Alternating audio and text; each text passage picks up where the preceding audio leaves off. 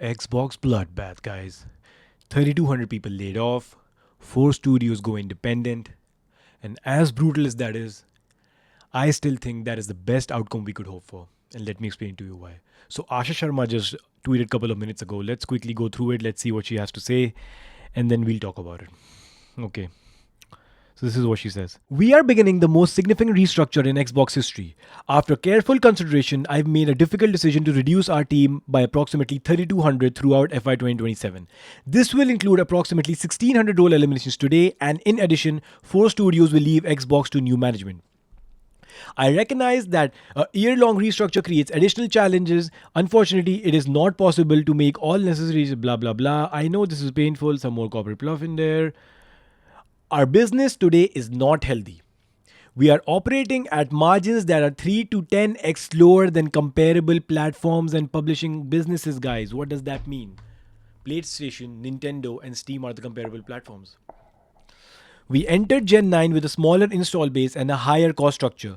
To grow, we bet on Game Pass, multi platform, and a broader portfolio of content. While those businesses have created meaningful value, they did not grow at a pace we expected. Yes, hence the pivot. And not just the Game Pass pivot, guys, the multi platform and back to exclusivity pivot as well. As that happened, our core businesses weakened and we added more teams, more investment, more time, hoping for a better outcome. Wait for next E3, guys. Just wait till next E3. Now, industry is facing more severe hardware crisis in its history. We must reset Xbox, guys. I mean, no matter what people say, I have to say this. I fully believe, and I stand on this, and I will keep standing on this. Asha inherited a worse Xbox from Phil Spencer than what Phil Spencer did from Don Matrick in 2013. No one can convince me on that. She 100% has. Phil Spencer had a huge Xbox 360 following right behind. Exclusives mattered much more than they matter now. Fortnite did not exist. Right? Fortnite did not exist. Roblox, I don't think existed at that time. Even if it did, it wasn't as big as it is right now. RAM crisis was not happening the way the RAM apocalypse. This is the first time it's happening, right? This is the first time hardware prices are going up instead of going down. So she inherited a worst Xbox, 100% a worst Xbox. Anyway, let's move forward. First, we will reset our content portfolio. Since 2018, we have aggressively expanded our studio portfolio while number of games created each month across the industry now outpaces the last 10 years of combined. Now, we find ourselves competing not only with the largest publishers but also with smaller independent studios. It is neither possible nor desirable to own every great independent studios. Yes, I agree. We have also learned that we are not the best home for every type of studio. In a typical year, we lost 64 cents for every dollar we invested. As we reset Xbox, we will help independent creators succeed by providing open development tools and audiences to realize their vision. Here comes the meaty part, guys. Compulsion Games, Double Fine Productions will return to management and transition to new independent studios with their IP catalog and run away for the next games. Ninja Theory and Undead Labs have entered terms to join new ownership with funding to complete and grow Senua and State of Decay 3. Thank God for State of Decay 3, man, guys. Thank you. And for Senua too. In France, Arcane's management is beginning required consultation with its work council to review potential strategic options. Of course, because I think in Europe you cannot just fire shut shooters down willy nilly. I think you have to consult with the government. There's a lot of steps involved. So that's why. Now, we are making reductions across other units and in some cases shifting investment to focus on higher priority projects. These changes vary in size across Activision, Bethesda, ZeniMax, Blizzard, King, Mojang, Xbox Game Studios. None of our first party publicly announced games or projects are being cancelled as part of the reductions. Thank you, Asha. Thank you, guys. So Jess said in his podcast with Daniel Thor, amazing, this is my favorite, one of my most favorite podcasts. He said that Asha and Matthew Ball and all the management people, they're working 7 days a week to make sure that these studios find a home where the projects don't get cancelled, they release somehow, and they don't have to shut the studios down, and that's what they've done. So, congrats, guys. Now I want so many headlines. Past 2 weeks, people have Oh my god, they've shat on Xbox every chance they had. Now what, guys? I know, I mean, I 100% agree that 3,200 people being laid off, it's not a joke. But still, what people claimed and what they said was going to happen, and how Xbox should just die, kill the platform, kill the console hardware. I'm sorry, man. Eat shit, you guys. Eat shit. Anyway, best thing is this: none of these games, man, are the games they just showed on the showcases, like Senua. At least like it's basically Hellblade 3 with more combat, which we wanted in Hellblade 2, but I don't want to comment on that anyway. So, and State of Decay 3, that game has massive potential, man. I wanted that game to survive because I think that game has massive mainstream potential if executed correctly. Anyway, now it's sad, guys. Okay, quickly. I mean, it's sad that these great creative studios are leaving like the Xbox brand. It's 100% sad, but I'm happy that all of them have found a new home. They have not shut down. They will continue their projects and they'll get to be creative, not under Microsoft. Now, in my previous videos I've blamed, like, you know, devs for creating projects such as kilns, or that walking lighthouse simulator with dangling hands. I like that game, Keeper, right? Keeper, yes. But I, no, I today I want to make this clear. It's not just the devs that I want to put my blame on. I ha- the previous management has to take full responsibility for this. And how, of course, I mean, creative freedom is good, but there needs to be a balance. There needs to be, you cannot just, you have always said, Phil Spencer, that I need to run a sustainable business. So when a game like Keeper requires over 500,000 sales to break even, how the fuck do you greenlight that game? How is that possible? There is even someone like me, someone who just plays video games for fun, some just random dude on the street will tell you a game like Keeper will not sell 500,000. Even Saros on the biggest platform, PlayStation, has not sold 650 million copies yet. So just like, how is that walking lighthouse simulator supposed to sell 650 million K copies to break even? That's just not possible. I don't care. I mean, the leadership has to take full blame. These people are being paid millions a year to manage these studios. What the fuck, guys? I've over the past two videos, I've really gone hard on devs, taking 7 8 years to build games like South of Midnight, which I loved, but taking 7 8 years, spending $100 million on a game like that, Senua, Hellblade 1, for fuck's sake, came out in 2017, and the next game came out in 2024. How many years is that? Bro, and it was just nothing but a better Hellblade 1. So, but at the same time, the previous leadership greenlit all these projects. Go do whatever the fuck you want to do. Of course they will do it. They are creative people. They would like to, obviously they would love to do whatever the fuck they want to do. But as a biz, you have to, no, because now, as of now, right now, the Xbox brand is in trouble because of these shitty decisions. No matter how much I love Phil Spencer, these decisions have come to fucking bite us in the ass, and we are in the shitter right now. And this, I'm telling you guys, this reset, when I'm saying reset, guys, I'm telling you, this is Xboxes. I'm talking about Xbox. Xbox as a brand. I don't give a fuck about Microsoft. I'm talking about Xbox. All right? Xbox, this is Xbox's last stand. We need Asha to succeed now, because if she doesn't, I'm telling you, this is the last shot we have. If she doesn't succeed, I'm telling you, hardware is dead. We go full multi-platform, forget Xbox, we become a Ubisoft, someone like Ubisoft, 100%. So we need her to succeed, guys. We need her to succeed. And I just don't know how the fuck Matt Booty is still there. So can someone please explain to me? I mean, Zocker on, I think, a Friendly Fire podcast with Septic Sauce Gaz and Fawn said that, Jason Schreier said that Matt Booty just oversees the budget these games get, like allocates the budgets and the funds, and he doesn't like really oversee the projects. But I always thought that he is the one managing these studios, right? So how the fuck does he get to keep his job when he's greenlighting all these projects along with the previous management? I'm sorry, man. We all love Phil Spencer, but fuck this kumbaya shit, guys.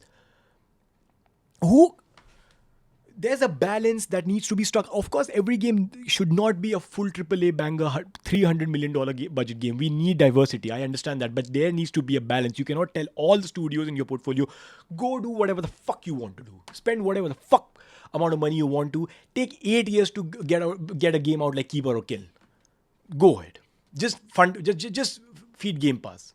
So in the end, I'm wrong because I always said that no, Game Pass does not include slot, but yes. Game Pass, I mean, it does seem like Game Pass fodder did exist, right? That mentality was there, Game Pass fodder. I was wrong. Game Pass fodder, that mentality did exist. If you're just telling people or devs to make whatever the fuck you want to make in order to feed Game Pass, then yes, that mentality stands. I'm sorry, I was wrong. I agree, I take the L. Anyway, guys, man, just let's quickly move forward and let's see what she has to say. All right. Second, we will reset the platform. We know that great technology gets better when it gets simpler, not bigger. Today, in some parts of the company, work passes through as many as 14 layers of management. Our platform teams are 40% larger than they were at the start of this generation. Even as our player base and playtime have declined. Oh my god, bro, that is brutal. The player base and playtime have declined. God, man, she has to be the most transparent like CEO ever, man. I mean, seriously, no one says that. Okay, you can see the other side that she's outlining all of this, so people see that this is on the previous administration, not on her. But still, she's very like. But I thought everything was dandy, man. I really thought that because when Phil Spencer retired, his email said that we're in the most profitable phase. I don't know what he said, like something like that on that lines. Anyway. Played have declined. That complexity has slowed decisions, blurred accountability, and made it hard to deliver players. As we reset Xbox, we will simplify. We will reduce management layers to no more than 5, and where possible, 3. We will deliver success through flatter organization that is built around makers, player coaches, and directly responsible individuals, DRIs, who own key decisions and outcomes. And we will streamline how we work across our tools with cleaner code base, shared services, and 50% reduced vendor spend. This is what I, like in past 2 videos, this is what I spoke about. She is prioritizing speed. And why this is a good thing, guys. South of midnight. 7-8 years of dev time. $100 million supposed game budget. Hellblade 1. Released in 2017, Hellblade 2 released in 2024. It was a better looking Hellblade 1. I'm sorry, guys. That's the truth. 2021, Double Fine. Released one of my most favorite games of this gen, Psychonauts 2. It's been 5 years? We have no idea what big game they're working on. But they have released Walking Sim, that dangling hands, Lighthouse Simulator, and Kill that I think no one played. I think it had 80. Oh God, I think it had 80 concurrent players on Steam. I might be wrong, but it was something like that. I think it sold just 4, 5, 6K copies on the Lighthouse. The Lighthouse game. It sold just around, I think 5,000-6,000 K copies on PlayStation, man. So, I'm sorry. I mean, that I put that on Matt Booty, man. Genuinely, not just Matt Booty and Phil Spencer, who greenlit those games, knowing full well that you need 6 up. That's a rumor that they knew that this game needs approximately 652 million K copies sold, over 500,000 copies sold in order to break even. So that's on them, along with the devs. I mean, the management of these studios has been horrendous, man. This has been horrendous, guys. We're forgetting the initiator. How can we forget the initiator? 7 years, AAA, quadruple A studio. What happened? Third, we are resetting how we operate. As Xbox grew our headcount, we became more fragmented. Team studios and functions often operate independently, and it became harder to work towards a shared goal. Make the right trade-offs and get things done. For the first time, we are establishing Chief Operating Officer with end-to-end P&L responsibility across content, hardware, platform, and services. Okay, so let me quickly explain to you guys what this means. For the first time, Helen Chiang will be the new COO who will be handling end-to-end P&L, profit and loss accountability across not just content, across not just hardware, across the entire platform. So she will be responsible for basically budgeting, which how much budget each game should get, whether this game should get more budget, that game should has more potential, should get more budget. In simple layman terms, that she's going to handle all the funds, all the allocation, and profitability of these four nuggets. Basically, that's what, in simple terms, that's what it is. Helen has helped us build some of our most important businesses, from Xbox Live to leading Mojang Minecraft franchise. She will bring our business together under one operating model, making sure we make clear investment decisions, learn from our successes and failures, and hold ourselves accountable for results. Okay, so one point I missed here was, I think she says somewhere.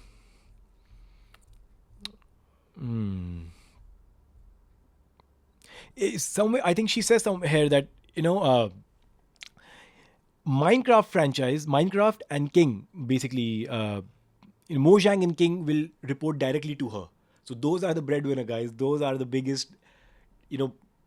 If you look at number of daily active players, those are the biggest platforms, right? Microsoft, Xbox has. So actually, like, I'm not trusting anyone, man. I'm not trusting anyone with those two studios. They are coming right into me. I'm looking at you guys every day. So yeah, let's let's see what she has to say when she's ending this. These changes are about a bigger future for Xbox, not a smaller one. We must hope so. The next decade of gaming will be larger, more global, and more creative than anything we've seen before. This year, we'll invest as much in Xbox as we've ever had before. We'll invest with greater focus, greater discipline, and greater clarity, all in service of making Xbox where the world plays and creates. I want Xbox to be one of the few companies that entertains more than 1 billion people each day and gives everyone the opportunity to create and connect. I know we can achieve this goal. Xbox has many of the most beloved franchises in entertainment history and talented studios around the world, and we will return to growth in 2027. That's a bold statement. New Xbox, it's going to be about speed. It's going to be about focusing on the biggest IPs with transmedia synergies. And third, Xbox exclusives. 100%. I believe that. Slowly but surely, that's happening as well. So these three things will be. I'm telling you guys, she mentioned multi-platform there for a specific reason. That Game Pass, multi-platform, it failed for a reason. That she said that in her opening paragraph. So these three things will be her focus area. This is how she moves next. I'm telling you guys, once this 100 days of reset is over, then wait for a surprise. Something big is coming over the next 100 days, because she wants to get back to this positive news cycle again. I'm telling you. And I want this from today, this point onwards. I think her reign starts. Her reign starts from today. Now, fine. From today onwards, she will be responsible for all the bad decisions and all the good decisions also. If there's a fuck up, then she is the one who's responsible for it. From this point onwards, and I'm going to give her I honestly, I think I believe in her, man. I think she's the right person to do. She seems ruthless to me. She has that kind of energy. I think if someone who has the balls to pull a Halo trailer from the PlayStation showcase right at the very death, she deserves. And from rumors are to be believed, man. I 100% believe this. I've heard this too. She tried to pull Halo and Fable from PlayStation, but it was just too expensive. She couldn't do it. If someone has the balls and the cojones to actually do something like that, she's cut for it. I think she's hungry. She's Phil Spencer. Like he has gotten old now. Like he was anyway. He was always very kumbaya, right? Everyone plays, we all win. Like he was like that. But so many people are cutthroat, man. Everyone is cutthroat in this industry. We have to act like that. We have to be like that. And I think Asha is the right person to steer the ship. And if we have a chance, we have a chance with her. I don't want to preach for the corporate guys. I want to make this very clear. Fuck Microsoft and fuck the corpos. But I care about the Xbox brand, and as a whole, in the end, I care about gaming. And if something happens to Xbox as a platform, gaming suffers as a whole. It's fun and games, man. Console wars and everything. But eventually, gaming as a whole will suffer if Xbox as a platform fails. So I'm rooting for her, and I believe that she's the right person to steer the ship. I'll see you on the next one, guys. And if you don't believe, if you disagree with me on something, or if you agree with me, or if you have some feedback for me, whatever, you can let me know in the comments below. I'll see you on the next one, guys. Bye.